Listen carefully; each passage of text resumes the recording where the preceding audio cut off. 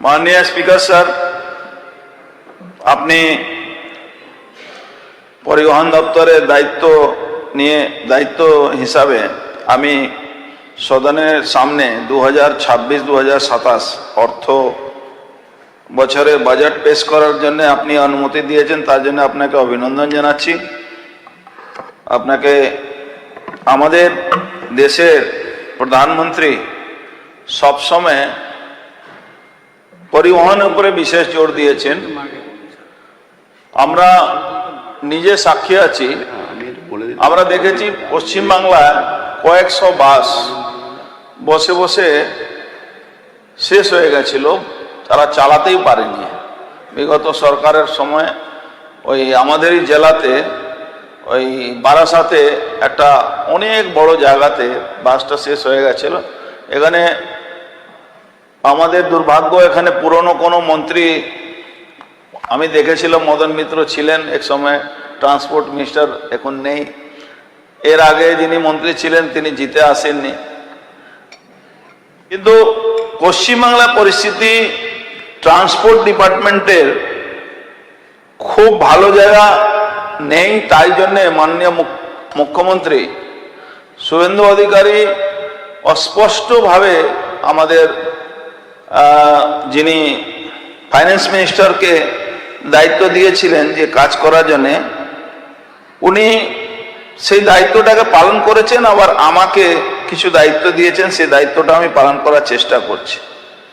আপনি জানেন একটা খুব বড় কাজ হয়েছে, যেটা হলো মহিলাদেরকে ফ্রি ব্যবস্থা করা, তাদের কোনো পয়সা লাগবে না। 52.9% ওমেন মানে মহিলারা এখন পর্যন্ত যাত্রা করেছেন। রেভিনিউ কালেকশন যেটা হওয়ার কথা, মানে যেখানে আমরা প্রায় টিকিট গেছে টোটাল ধরে নিন 1,34,00,000 টাকা এখন পর্যন্ত। সে টিকিট বরাদ্দ আমরা যদি খরচা টিকিট নিতাম তাহলে 1,34,00,000 টাকা মতন খরচ হতো। কিন্তু আমাদের সরকার এটা করেছে। বিগত সরকারের অনেকগুলো কাজ আমাদের ভুগতে হচ্ছে। আমার যারাই বক্তব্য রাখলেন তারা একটা কথা বলেন, আমার ওখানে বাস নেই, আমার ওখানে বাস ছিল উঠে গেছে। এই বাস নেই, বাস উঠে গেছে, ইভেন কিছু কিছু জায়গা তো, কিছু কেন বেশিরভাগ জায়গায় প্রাইভেট বাসগুলো উঠে গেছে। এমন টোটো অটো দৌরত্ব চললো কি, মানে অটো থেকে বেশি টোটো, আর টোটোতে কোনো কারো মানে কন্ট্রোল নেই। এক একজনে 40টা 50টা টোটো চলে। আবার অটো বিগত সরকার মানে পার্টির লোক হলে তাদেরকে দায়িত্ব দিয়ে দেওয়া হতো, তুমি 10টা অটো বিক্রি করে দাও, কাউকে 25টা অটো বিক্রি করে দাও। এইভাবে এক একটা অটো থেকে 4 লাখ 5 লাখ টাকা করে নেওয়া হতো। বিনা পারমিটে অটো চলে, টোটো তো ছেড়ে দিন। আর একটা সরকারের কত বড় রেভিনিউ লস হচ্ছে, পিকআপ ভ্যান আর কেউ কিনে না। গ্রাম সাইডে ভুটভুটি চলে, 4 টন 5 টন মাল লোড করে চলছে পিকআপ ভ্যান, আর কেউ কিনছে না। সরকার শুধু দেবে, কোন সরকার করতে পারবে না। সরকার দেবে, সুবিধা দেবে, ইনফ্রাস্ট্রাকচার তৈরি করবে, আর যা আয় হবে সেটাই ঘুরে ফিরে মানুষের সুবিধার জন্য ব্যবস্থা করা হয়। কিন্তু আয়টা আস্তে আস্তে পশ্চিমবাংলার প্রত্যেকটা ক্ষেত্রে, ট্রান্সপোর্টে তো আমি বিশেষ করে বলছি, ট্রান্সপোর্টের আয় বলে শব্দটা আস্তে আস্তে আস্তে আস্তে শেষ হয়ে গেল। ডিপোগুলোতে চলে যান, ডিপোগুলোতে বাস পড়ে আছে, কন্ডেম হয়ে গেছে, বাস আর চালানো যাবে না। ইভেন এমন বাস কেনা হয়েছে যে 6 বছরের মধ্যে তার মেয়াদ শেষ হয়ে গেছে। এর উপরে একটা তদন্ত হবে। যারা কিনেছিলেন, যারা এর মধ্যে যুক্ত আছেন, তাদের এগেনস্টে কিন্তু তদন্ত হবে। মাননীয় মুখ্যমন্ত্রীকে আমি বলেছি, এইভাবে মানুষের টাকা, পাবলিকের ট্যাক্সের টাকা দিয়ে পশ্চিমবাংলা যে দুর্নীতি করা হয়েছে, দুর্নীতি পাহাড়, একটা প্যারালাল ইকোনমি চলছে।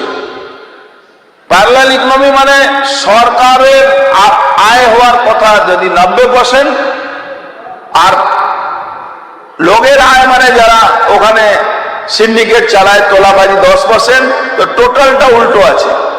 10% সরকারের আয় হয়ে গেছে, 90% যারা তোলাবাজ আছে, যারা এক্সটর্শন করেছে, যারা সিন্ডিকেট চালায়, এক একটা অটো টোটোর স্ট্যান্ডে বা গ্রাম সাইডে পিক আপ ভ্যান যেখানে বুটবুড়ি চলে, সেখানে যারা বিগত সরকারের নেতারা ছিলেন বা ওখানকার যারা গুন্ডা ছিলেন, যারা মস্তান ছিলেন, আমার বসিরহাটে বিধায়ক বলছিলেন, খুব ভালো কথা বলছেন, ভালো করে শুনুন, সবটা চলা উচিত। ওখান থেকে তারাপীঠ যাওয়া উচিত, ফুরফুরা শরীফ যাওয়া উচিত, সব জায়গায় যাওয়া উচিত বাস। কিন্তু যারা একটা সময় পিক আপ ভ্যানে ড্রাইভারি করতো, তারা আজকে 1000 কোটি টাকা আপনাদের সময় ওই বসিরহাটে বড় মস্তান আজকে কোন জায়গা চলে গেছে, 1000 কোটি টাকা সে মালিক আছে। কোন রসায়ন, কোন বিজ্ঞান, কোন ইকোনমিক্স জানেন তিনি 1000 কোটি টাকা মালিক হয়ে গেল? ট্রান্সপোর্ট ব্যবস্থাকে যেভাবে বিগত সরকার বা তার আগে সরকার, নামে শুধু কমিউনিজমের কথা হতো, কমিউনিজম বলে কোনো শব্দ পশ্চিম বাংলা ছিল না। এই যারা যেই প্রোডাক্টগুলো তৃণমূলে 500 গুণ বাড়লো, যে সিন্ডিকেট সিস্টেম 500 গুণ বাড়লো, সেই সিন্ডিকেট কিন্তু সিপিএম এর আমল থেকে শুরু হয়েছে। এই সিন্ডিকেট যে প্যারালাল ইকোনমি চালাচ্ছে, সেই সিন্ডিকেটকে ভাঙার জন্য আপনাদের সবার সহযোগিতা দরকার আছে। শুধু একা সরকার করতে পারবে না, সরকারের পক্ষে সম্ভব না, এটা আপনাদের দরকার। কালকে সুপ্রিম কোর্টের রুলিং আছে, টোটো মেন রাস্তায় চলবে না যেখানে হাই স্পিড গাড়ি চলে। আর টোটোকে যখন পুলিশ বাধা দিচ্ছে বা ট্রান্সপোর্ট ডিপার্টমেন্ট বাধা দিচ্ছে, তখন কেউ বলছে কি না এটা ঠিক হচ্ছে না। দেখুন, এটা আপনার আমার সবারই নতুন জেনারেশনের জন্য একটা অসুবিধা হবে, যে নতুন নতুন ছেলে মেয়েরা বাচ্চারা যখন পড়তে যাচ্ছে, যে পুল কার চলছে তার কোনো পারমিট নেই, তারা ট্যাক্স দেয় না, অ্যাক্সিডেন্ট হলে কোনো সুবিধা পাবে না বাচ্চারা। কিন্তু যেই ওখানে বলা হবে আগে সিন্ডিকেট নামে, কেউ ভয়ে বলতে পারতো না। সিন্ডিকেট আর পুলিশের একটা গোপন আতাতে পুরো সিস্টেমটা, ইকোনমিটা ধ্বংস করে দেওয়া হয়েছে। এই জায়গাতে আমাদের যত আমরা এখানে উপস্থিত আছি, আজকে আপনারা সবাই বলছেন বাস চালাতে হবে। বাস চলবে কোথা থেকে? বাস থাকলে তো চলবে। 600-700 বাস পড়ে আছে। আমাদের মুখ্যমন্ত্রীকে বলেছি, এক কথা উনি রাজি হয়ে 450 বাস কেনার জন্য অর্ডার দিয়েছেন। 450 কেন 4500 বাস কিনলেও সমস্যাটা হল হবে না, যদি আমরা সেই বাসগুলো রোজগার না দিতে পারি। বাস চলবে আর বাসে কোনো রোজগার হবে না। আমি একদিন টোটো অটো দৌড়তে দৌড়ে যাচ্ছে, কিন্তু সরকারি বাসে লোক উঠেনি, সরকারি বাসেও লোক উঠেনি। কেউ বলে কেউ ইঞ্জিন বাদ দিয়ে সবাই বাজে, ইঞ্জিন বাদ দিয়ে সবাই পুরো বডিটা হিলছে, কেউ সরকারি বাসে উঠতে চাইছে না। আপনারা দেখেছেন ইতিমধ্যে আমরা শুরু করেছি। দেখুন, সবটাই সরকার করতে পারবে এটা কোনোদিন সম্ভব হয় না। আজকে আপনারা ট্রাম তুলে দিয়েছিলেন, ট্রাম একটা আবেগ ছিল। ট্রাম আমাদের মাননীয় মুখ্যমন্ত্রী একদম আমাদের ক্লিয়ার বলেছেন যে ট্রামটা চালাতে হবে। আমরা রাইটসকে দায়িত্ব দিয়েছি, রাইটস এটার ব্যবস্থাটা নেবে। রাইটস আমাদের সার্ভে রিপোর্ট করে দিচ্ছে, আমার কথা হয়েছে, যারা ইনভেস্টর আছেন তারা ইনভেস্ট করবেন। এমন ট্রাম চলবে মনে হবে কলকাতার, সত্যি ওই কাগজ কলমের মুখে লন্ডনের কথা না, অরিজিনাল লন্ডনের কথা, যে ট্রাম যখন চলবে তখন কলকাতা মানুষ দেখতে পারবেন, বাংলা মানুষ দেখতে পারবেন। সত্যি কথা বলার সরকারের দরকার আছে। দেখুন, রাজনীতি হবে, ভোট মানুষ ব্যক্তি কার উপরে ভোট দেয় না, মানুষ ভোট দেয় নীতির উপরে, মানুষ ভোট দেয় আইডিওলজির উপরে। বাংলায় আলাদা কথা আছে, বাংলা দখল করে ভোট হতো, কিন্তু এখন ভারতীয় জনতা পার্টির সরকার আছে, এখানে ওই দখল করা ভোটের এখানে কোনো সম্ভাবনা নেই। তাহলে কাজ করতে হবে, আমাদের কাজ করার জন্য মাঠে নেমে আমাদের সেই কাজটা করতে হবে। আজকে আমার এক বিধায়ক বলছেন যে আমার এখানে বাস দরকার আছে, 100% বাস দরকার আছে। আমি নিজে বলছি দরকার আছে, আমার মুখ্যমন্ত্রীও বলছেন দরকার আছে। কিন্তু এই বাসগুলো যখন চলবে, সে বাসগুলোর উপরে যখন ইট পাথর ঢিল চালানো হয়, বন্দে ভারতের উপরে পাথর চালানো হচ্ছিল, তারা যারা চালাচ্ছিলেন তারা কি বুঝতে পারেন না কি এটা ওনারই সম্পত্তি? ওনার সম্পত্তি থাকলে বাসের উপরে ঢিল চালানো হয়, বাস ভেঙে যাবে। আপনি আন্দোলন করতেই পারেন, আন্দোলন করা অন্যায় নয়, কিন্তু আন্দোলনের নামে আপনি যদি বাস পুড়িয়ে দেন, একটা বাসের দাম 2 কোটি টাকা। একজন ব্যবসায়ী আমার কাছে এসেছিলেন, নাম করা ব্যবসায়ী, তিনি 10টা বাস চালালেন করুণাময় থেকে, ভলভো বাস, পুরো ভারতবর্ষের 4টে বড় বড় জায়গা উনি বাস চালু করেছেন। আমি বললাম না, একদম চালানো উচিত।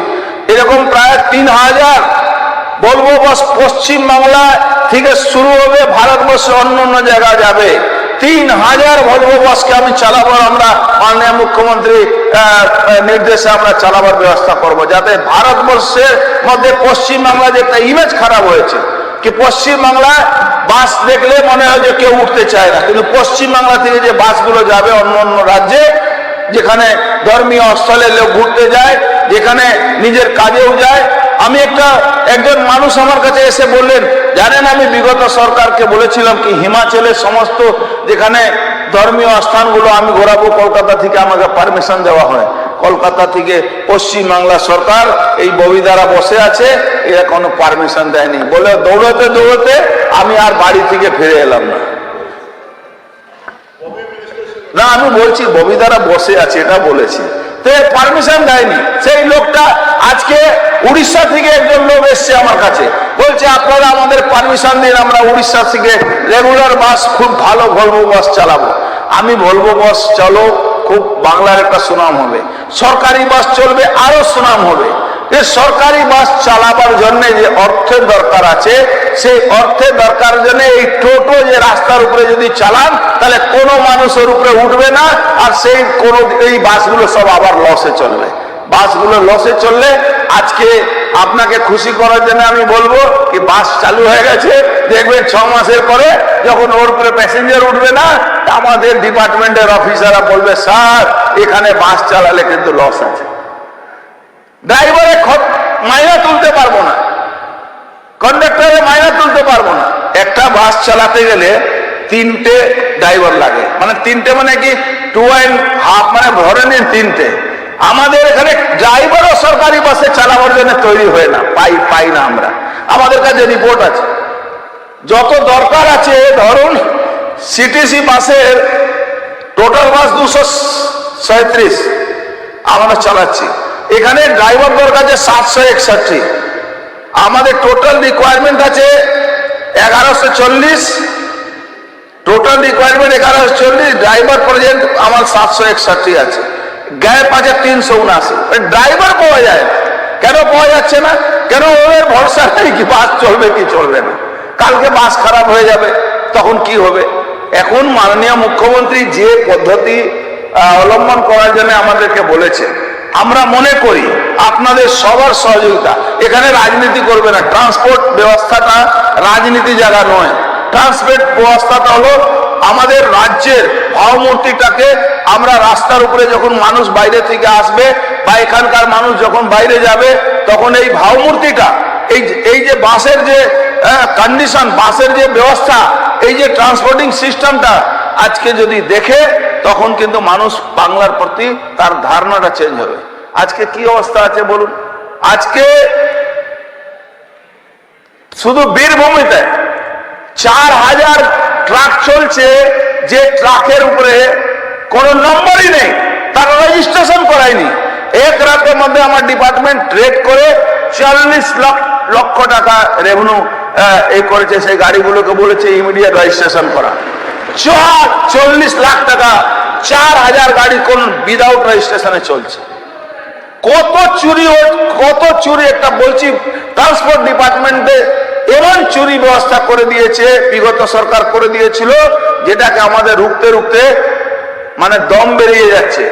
কিভাবে কোন জায়গা আটকানো যাবে, কিভাবে কোন জায়গায় আমি বেলতলা গেছি, বেলতলা ওই যেখানে রেজিস্ট্রেশন হয় ওখানে আমাদের স্টাফ থেকে বেশি দালাল বাইরে বসে আছে, তারা বসে দালালি করে যাচ্ছে। আপনার 1000 টাকা লাগবে, আপনাকে দিতে হবে 5000 টাকা, না দিলে আপনার কোনো কাজ হবে না।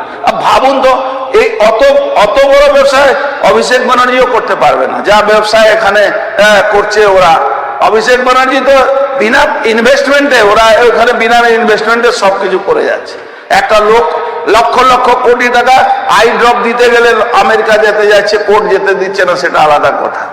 কিন্তু বাংলায় যদি সত্যিকারে ট্রান্সপোর্ট ব্যবস্থাকে ভালো করতে হবে, করার জন্য মাননীয় মুখ্যমন্ত্রী যে নির্দেশ দিচ্ছেন, আমরা যেভাবে কাজ করছি, আমাদের ডিপার্টমেন্ট কাজ করছে, আপনাদের সহযোগিতা লাগবে। আমরা যারা, আমি বলেছি যে কোনো দলের কোন বিধায়কের কোন এলাকায় কোন ট্রান্সপোর্ট বাস চালাবার ব্যাপার হলে আমাকে বলবেন, নিশ্চয়ই আমরা চালাবো, কিন্তু ওই বাস যাতে কেউ পোড়াতে না পারে এটাও কিন্তু আপনাদের দেখতে হবে। এই বাসটা যদি কেউ ইট পাথর না মারতে পারে এটাও আপনাদের দেখতে হবে, কেন লস ডাইরেক্ট কিন্তু আমাদেরই হবে, আমাদেরই লস হবে, আমাদের সরকারের ভাবমূর্তি নষ্ট হবে। এই জায়গাতে সবার একযোগ হয়ে আমাদের সহযোগিতা দরকার আছে। একটা সব থেকে নিরীহ আমাদের সরকারি বাসগুলো আছে, যারাই আন্দোলন করবে তাদের ইটটা প্রথম ওই ড্রাইভারের উপরে পড়ে, আর ড্রাইভার বেচারা কি করবে, ওদের 2 পয়সা রোজগার আছে, ওখান থেকে ও মার খাবে, মরবে, এই জন্য পালিয়ে যায়। এই জন্য বাসের গুলো অবস্থা দেখবেন, বেশিরভাগ বাস যে ওখানে পড়ে আছে ডিপোগুলোতে সবটাই কিন্তু ওই বেশিরভাগ ভাঙচুর, তারপরে তো আর যা হয় তা আপনারা জানেন, টায়ার চুরি হয়ে, পার্টস চুরি হয়ে যায়। একটা কথা বলছি, আমরা এই বাস টার্মিনাস বা বাস ডিপোগুলো অনেক উন্নত ভাবে বাস টার্মিনাস আর বাস ডিপোগুলো বানাবো, যেখানে সব ব্যবস্থা থাকবে। ওই টার্মিনাস গুলো আমরা বানাবো, সেখানে ওই সুলভ শৌচালয় না, একদম টপ ক্লাসে ওয়াশরুম থাকবে, যেখানে মানুষ যখন নামবে তখন দেখবে কি না এটা হলো পশ্চিমবাংলা। এই পশ্চিমবাংলা ভাবমূর্তি শুভেন্দু অধিকারী যে বাংলাকে নিয়ে যাচ্ছেন, মাননীয় প্রধানমন্ত্রীর নির্দেশে যে কাজটা করতে চাইছেন, আমাদের সরকার যেভাবে কাজ করতে চাইছে, আমরা সেটাকে দেখাবো। আপনাদের সবার সহযোগিতা দরকার আছে। আবার বলে যাই, যার যেটা লাগবে সেই এলাকা বাস চলবে, কিন্তু বাস দেখার শোনা, বাসকে বাঁচানো দায়িত্ব কিন্তু আপনাদের থাকবে। সবাই মিলে ভালো থাকুন, এই কথা বলে আমি আমার বক্তব্য শেষ করছি। ধন্যবাদ। ধন্যবাদ মাননীয় ট্রান্সপোর্ট ডিপার্টমেন্টের